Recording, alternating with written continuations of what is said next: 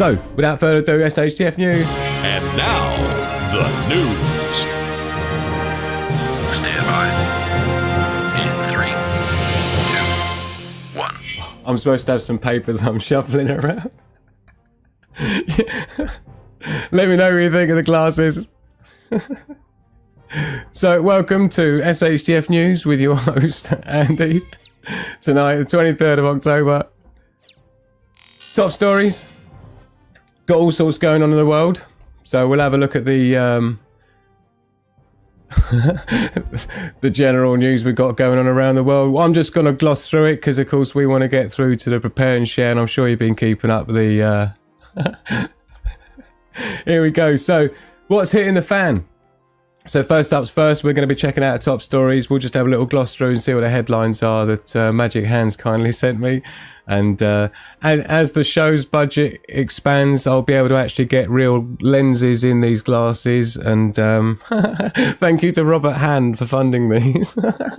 Oh dear. And of course, excuse me when I'm coughing. It's going to be a lot of that tonight.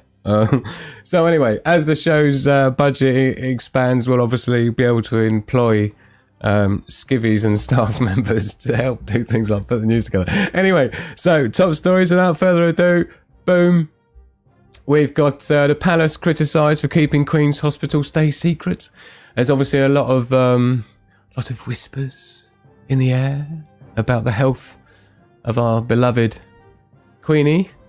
And funnily enough, I have to be a big fan of the Queen since my father-in-law has an OBE, my mother has an MBE, and had the whole sword on the shoulder business going on.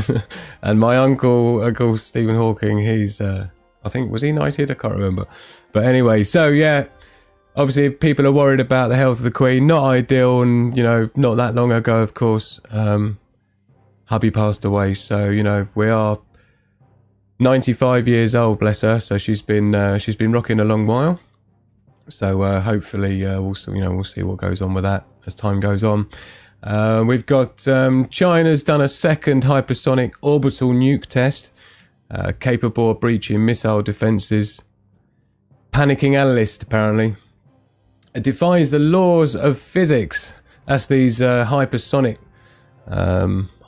missiles, which go so fast. Of course, the radar systems and things just can't really handle keeping up with it, so it's causing a problem. And of course, you know, we have to ask ourselves the question, how much of this we're seeing is what you call the Thucydides trap, where you have the existing superpower, United States being challenged by an up-and-coming superpower, you know who.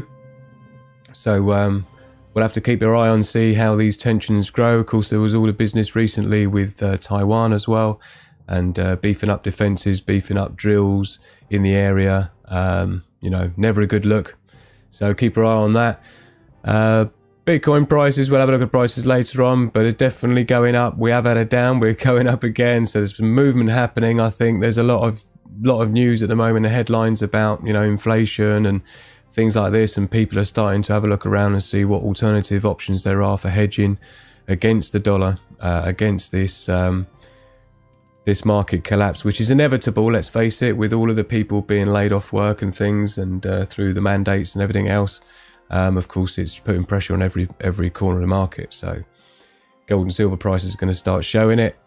Of course, the Alec Baldwin story, I'm sure everyone heard about that in this week. You know, you have to ask yourself with some of these stories, I see things like this personally, and I ask myself the question, how many of these things are just distractions from the real news that's going on? Of course, the things I'm showing you here are typical mainstream news, and I'm doing that on purpose, but it just goes to show. So that's a quick overlook at the top stories. We'll start growing this section with a little bit more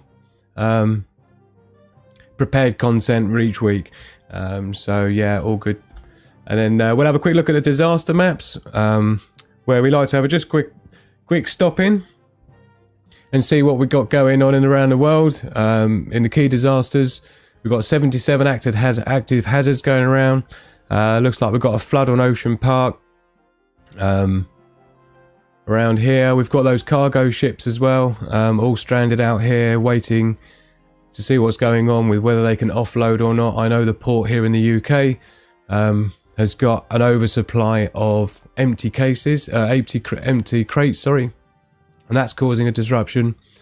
And we've got La Palma volcano still causing a problem, but no immediate threats apart from things like the volcano. And of course, we've got this here we can have a look at. This is the live feed of La Palma volcano, and give me 5 seconds. And you can see it's been ever growing. The lava flow has been increasing. This is live now, courtesy of TV Canaria. It's not looking good. Of course, we're worried about the threat of the tsunami with the La Palma volcano, which is always a real possible threat. It's it's been talked about quite widely, and so we're hoping nothing's going to come of that. We could be talking about a massive tsunami that would be hitting the east coast of America. It probably cause mass disruption around Europe as well. So again, got to keep our eye on that. Make sure make sure it's not too severe. So what's up next? Space weather. So we'll have a quick look and see what we've got going on and see if there's any immediate threats coming in from the sun. And boom. Looks alright actually. It's looking quite calm. There hasn't been that much going on. There was a few active regions on the way round on this corner up here. There is one in the region here which is somewhat earth facing, but doesn't look like it's particularly active at the moment. You can see here with a solar proton flux and things like this. Where you see spikes here is where we can be worried about grid down scenarios like a Carrington event. It's got to be quite big for that to happen, but our magnetosphere is, so attenuated right now. We don't need that much of a massive CME, coronal mass ejection, to cause us some pretty bad disruption to the grid. So again, we're keeping our eye on things like the solar activities week by week. Make sure there's no incoming threats. At least we'll have a few days warning to get ourselves prepared, get ourselves ready, get our batteries charged, and so on. So we'll take a look at cyberspace and we'll see what's going out there in the world war of the internet, which is essentially how it's rocking. So we'll take a look here. We're over at Sonic Wall, securitycenter.sonicwall.com. I had a few people asking me what my resources are. I will be putting a show notes page together to have all the content there that we've seen throughout each show available for you on the Andology website. So keep your eye out for that. Takes a lot of time though, so I'll see how I can go through the flow with that. So it's about an average day's worth of 24 hours worth of cyber activity, to be honest. Again, as last week it was, the top 3 attack targets is the United Kingdom with 2.5 billion attacks today, and second to that United States, and then Malaysia.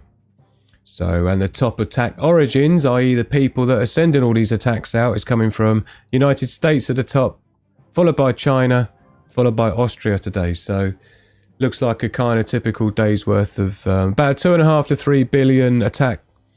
Top 3 attack target maximums is about what we would say is normal.